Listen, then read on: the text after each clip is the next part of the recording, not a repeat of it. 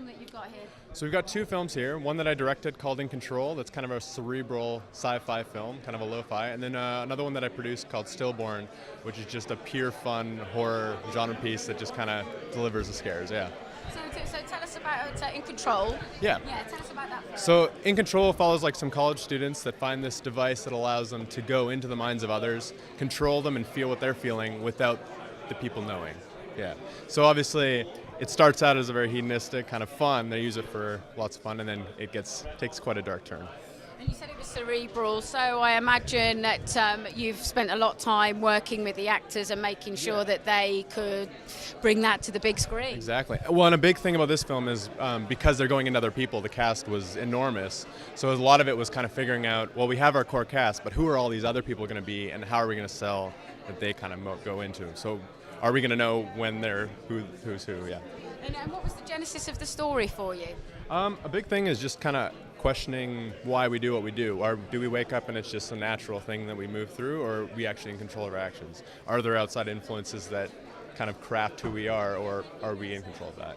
Yeah. And so I imagine kind of researching this would have been really fascinating, being able to then put it into a narrative. Exactly. A big thing for me, I was working as kind of a videographer for a company that filmed college life.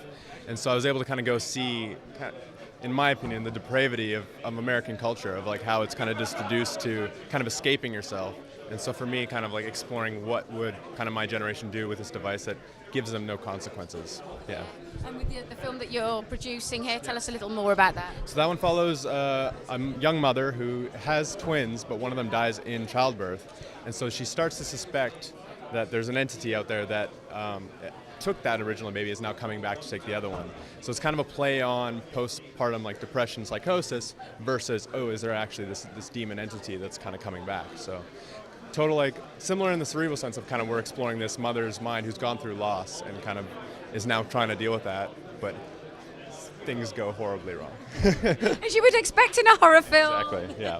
And for you, is horror a great genre to be able to explore the human psyche and be able to kind of push the boundaries as well a little?